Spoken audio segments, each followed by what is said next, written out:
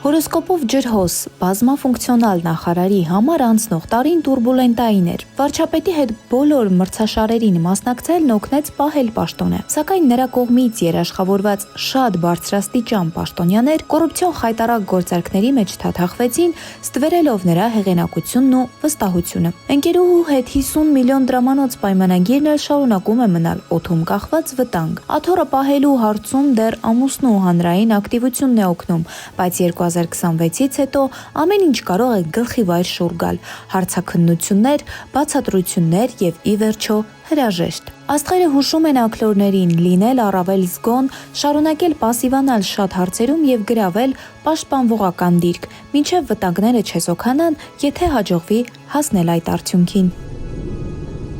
2026-ին ընթառաջ հումորային շարք, որը 15 տարի ժողովուրդ օրաթերթը պահում է որպես անխախտ ավանդույթ։